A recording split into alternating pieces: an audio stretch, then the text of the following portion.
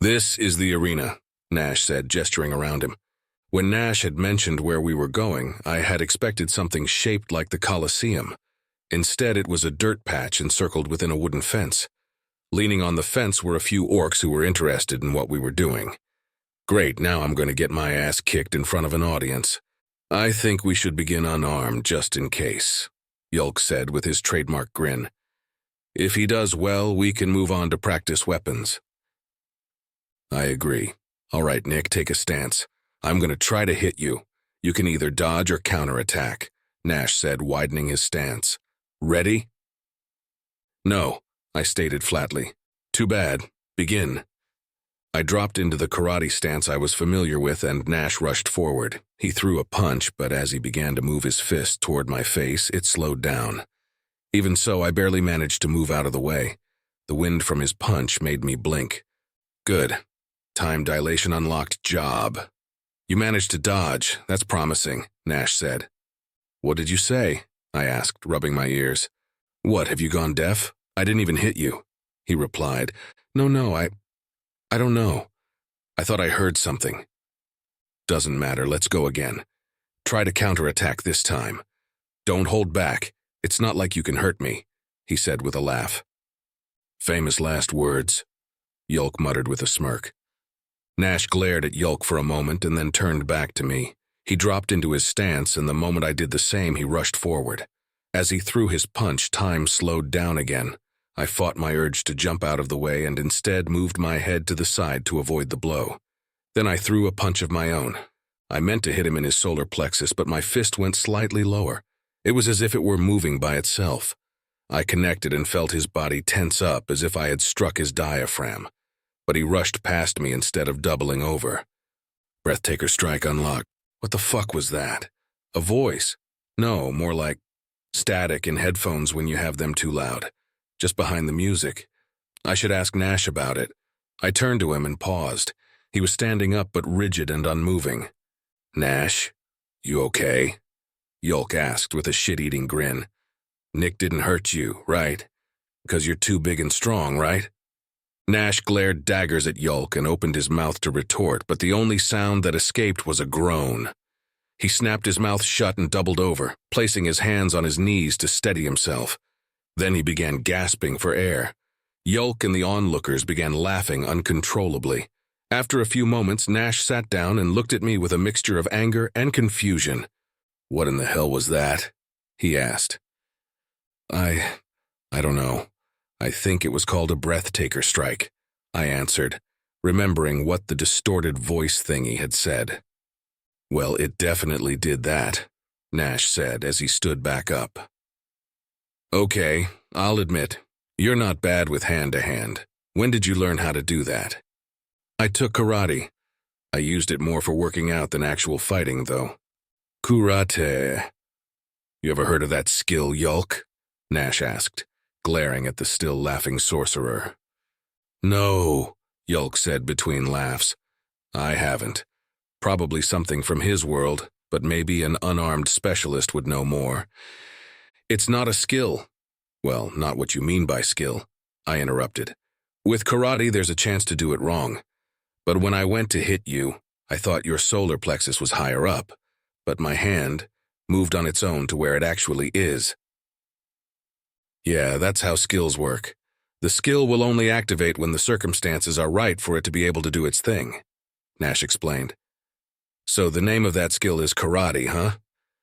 "No, the skill's called Breathtaker strike. Karate is a form of martial art, like a style of fighting," I explained to their blank faces. "Right. Well, never mind the jargon, you've got both magical and martial prowess," Yulk said with what was quickly becoming a trademark grin. "I don't know, magicians also have some hand-to-hand combat skills." Nash tapped his chin. "Let's try you out with a sword." "A sword? Surely a spear would be better?" Yulk asked. "A spear is too easy to learn. If we really want to know what he can do, we should see if he is able to unlock any sword skills," Nash explained as he grabbed 2 wooden swords and tossed one to me. "I'm fine with that," I said as I caught the practice sword. "You really shouldn't be," Yulk warned. "I fear that Nash is trying to get back at you for embarrassing him." Nash grinned widely at me as I took my stance and immediately disappeared from view, leaving only a small cloud of dust in his wake. I panicked and rolled forward, barely managing to avoid the blow that would have hit me directly on the ass. I glared at Nash as I regained my stance. I swung wildly at him, but he deflected my blow with ease and danced back with a laugh. I tried to remember something that could help me land a blow, but nothing came to mind. I'd seen plenty of movies with sword fights, but I knew better than to think that those were accurate portrayals. Nash charged at me and swung hard, but I managed to block it and lock blades with him. His smile widened as he grabbed the end of his blade and used the additional leverage to shove me back several feet. "Hey, that's cheating. You can't grab the blade," I shouted. "Why not?" he asked, confused. "Because if it were a real sword, you'd cut yourself." I had said it loud enough that every orc watching had heard me. After a second of stunned silence, they all began to laugh at me. I looked at Yulk, Nash, and the onlookers, trying to figure out why they were laughing so hard. Nash was laughing so hard that he was doubled over, and I briefly considered smacking him upside the head. "This is your first time fighting with a sword, isn't it?" Nash finally settled down enough to ask. "Yeah. Well, you can grab a blade without cutting yourself. The trick is to make sure you don't drag your hand along the sharp bit. How else are you to use the pommel?" he asked with a chuckle. I looked at the hilt of my sword and saw that it did indeed have a round bulb at the bottom. I thought this bit was to make sure your hand doesn't slip," I said. "No, it's to bash armor, like a mace," Nash explained, demonstrating a swing while holding the blade. "The secret to sword fighting is knowing how you can hold your weapon, not how you should hold it. Whatever grip works is the one you should use in any given situation." "I see." "Let's go again," he shouted as he charged me. I managed to duck his swing and went for a stab to his midriff. He spun to avoid the stab and grabbed my goddamned blade. "Oh, come the fuck on," I shouted. He grinned as he pointed the tip of his sword at my face. I pulled hard on my sword, but it didn't budge, and then I felt the tip of his sword poke me in the forehead. I sighed as the orcs once again laughed at my efforts. I began to get frustrated as Nash pushed me back and gestured for me to try again. Again and again he outwitted and outmaneuvered me, but I was learning. The tricks he was using weren't going to work twice. Then I felt something. Is this what they call an opening? I knew what to do, how to hold my sword, where to put my feet, and how fast to move. I pushed myself as fast as I could, and I was finally able to put the tip of my sword on his chest. Dash unlocked. "Well, would you look at that?" Nash said with a look of shock. "Was that the dash skill?" Yulk asked. "I think so," I answered. "Huh, he does have martial and magic prowess after all," Yulk said excitedly. "That's really rare, you know." "It sure is," Nash added. "Well, for us anyway. For all we know, all humans are able to use both magic and martial skills. Although the only way to find out for sure is to find more humans and ask them. Speaking of which, are we able to go into the dungeon?" I asked. "No," both orcs replied in unison. I was stunned by the rapid and uniform response for a moment. The brothers looked at each other and then back to me. Nash squatted down to my height to make eye contact. I suppose he was trying to relate, but it felt infantilizing. "There are a lot of things we need to do before you're able to go into the dungeon, Nick. First, we need to register you with the Adventurers Guild to see what level you are. Then we'd need to train you up a bit more. Getting a sucker punch in on me is impressive in a way, but there are many things in the dungeon that your Breathtaker strike won't work on.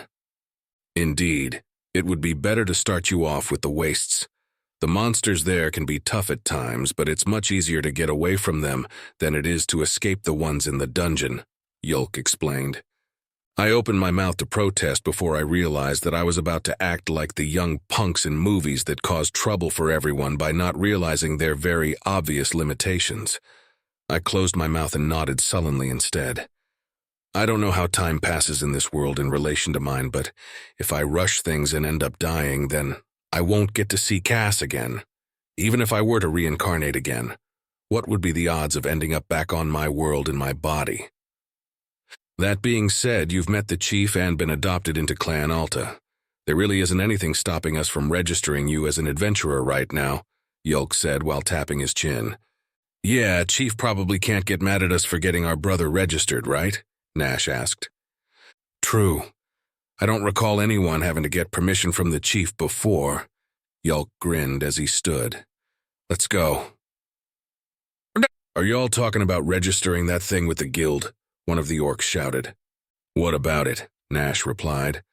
The guild rep's out right now. Family trouble. She'll be back in a week or two. It'll have to either wait or register as freelance. Both Yulk and Nash winced at this. It seems that the thought of registering as a freelancer didn't sit well with them. They mumbled to each other for a bit and then turned to look at me with grim faces. We're gonna have to wait, Nash stated. What? Why? What's so bad about being a freelancer? I demanded. Being a freelancer isn't bad, Yulk said as he placed a hand on my shoulder. It's terrible. The various organizations that allow registration as an adventurer all have one thing in common. They're employee-operated. When you join a guild, union, militia, or whatever other name the organization goes by, you are working for and with your fellow adventurers. When you register as a freelancer, you are working directly for your customers. That's how it is back home, I explained. That's not so bad, you know. No, you don't understand, Nash said, crossing his arms. When you're with an org, you get access to benefits like healers, days off, mental health checks, specialized equipment for jobs, and all sorts of things that make adventuring bearable. Even if you're a member of a nation's military, you're taken care of to some extent. But when you're a freelancer, you have to pay for those benefits on an individual basis. You have to buy your own gear and pay for its maintenance. You can only take days off if you've worked long enough to be able to eat the next few days. To top it off, you only make about half what other adventurers make if you can even find work at all. He's right, Nick. Usually if someone goes freelance, it's because they've committed a crime that has resulted in being barred from org membership. Yulk squeezed my shoulder a little. On top of that, the most frequent customers of freelancers are those whose jobs have been rejected by orgs, usually because the customer can't pay a fair price for the work or the work is illegal. You want to go into the dungeon, right? Yes, as soon as possible, I answered. Well, there you have it. Entering the dungeon simply won't be possible as a freelancer. Guilds don't work with freelancers as a rule, and even the chief would be hard-pressed to convince them to allow you to tag along. If Nash and I were able to get permission to enter, we wouldn't be able to bring you along without getting censured. And getting censured sucks, Nash added. Very bad for your career. I sighed at the prospect of waiting 2 weeks before being able to register as an adventurer. I had hoped that I could register as a freelancer and then join a guild, but not only does that sound impossible, but it also sounds like it wouldn't speed things up at all. So what do? I raised my hands in a shrug. You train, Nash said. Magic and martial in equal portions. We'll work on figuring out which weapons you'll be best at and unlocking new spells for you to cast. Great. More training with Nash.